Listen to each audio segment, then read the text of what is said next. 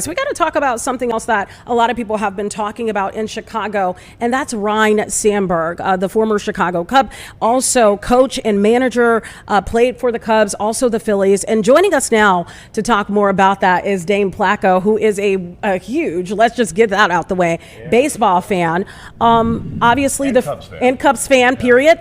Obviously today, a somber day, but a lot of people wanted to celebrate Ryne Sandberg's life. It's happening today. Yeah, there was basically a funeral service, a traditional Catholic mass at Old St. Pat's downtown. Started at 10 o'clock this morning, wrapped up a little bit before noon.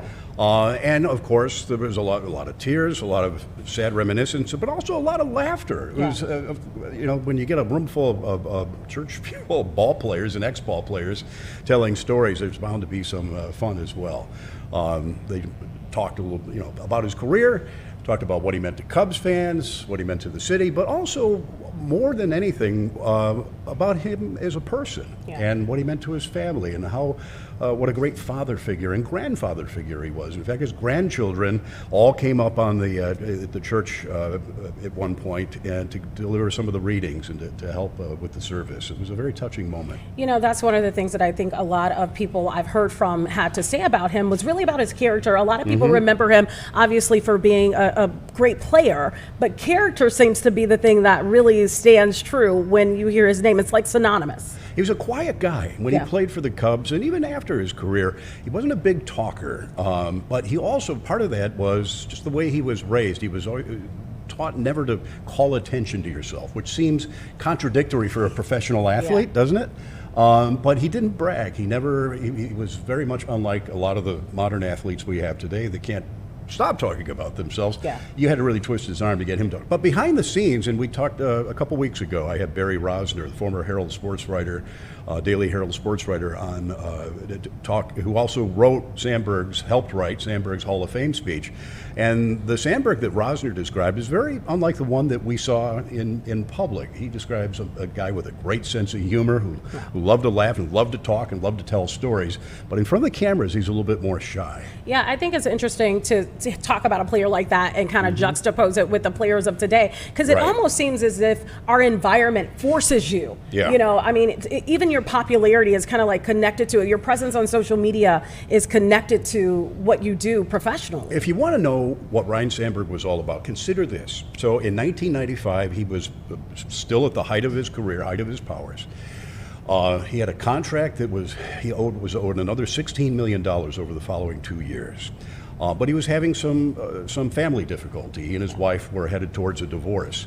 And this bothered him greatly because he felt he needed to be there for his kids. He suddenly retired in the middle of his career in 1995. I remember covering that news conference. It caught everybody by surprise because he was still, a great player who went to the All-Star game every year, again, at the height of his powers. And he retired, gave up $16 million in order to be with his kids during this difficult time and make sure they got through the situation.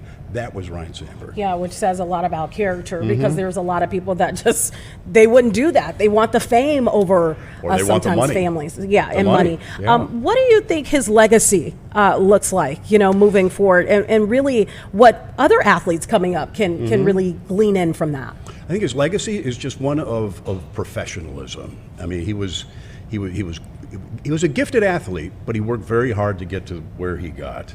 Again, he wasn't a boastful guy. He didn't tell you how good he was, but you knew it by watching him. You just had to see him play to know how talented an athlete he was.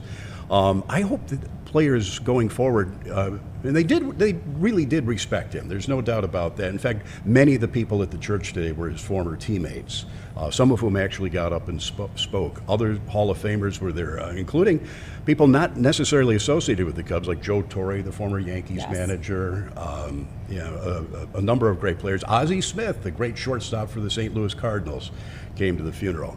I think he's going to be remembered as one of the all-time Cub greats in the pantheon of Cubs. He already has the statue in Gallagher Way, but also is just a really warm and wonderful human being. Was he still living in Illinois? Yeah, he was. He had residences, I believe, in Arizona and also Chicago, but he passed away here in Chicago. Yeah, and I think his legacy is one that we will all remember. It won't be something Absolutely. that fades away. Dane, we appreciate you because I no know problem. you're a huge baseball fan, and I'll admit this. Mm-hmm. I watched baseball only because my mother is a huge baseball fan, and it had me at sometimes Mm-hmm. not always loving baseball because we had one huge TV in our house that was, and I'd have to share it with baseball. It's it a came generational before me. thing. It really is. It is. My mom was a Cubs fan, so Yeah. I became a Cubs fan. My daughters are now Cubs fans, even though they like different teams in other sports. Right. It's always, that's the great thing about baseball. It's always on in the summer. I mean, it's a daily sport, It and is. whether it's on the TV or in the radio in the garage, you're always kind of around it. Yeah. And it's habit forming. At Yeah. least it has been for me. Yeah, and you can literally listen to it or watch it for hours Mm-hmm. because you could just jump from one game to the next. It's literally an all day. It could be. I was at the an Cubs all game day. yesterday. That's why I'm as pink as I am right Yeah. now. It was You a were in little some sunny out sunshine. there. Yeah. But it's baseball and Chicago are simply intertwined. Okay. All right. Well, we appreciate you, Dane, coming on problem. and talking about Ryne Sandberg. Definitely our hearts go out to his family, and we'll be right back with much more right here on Chicago Live.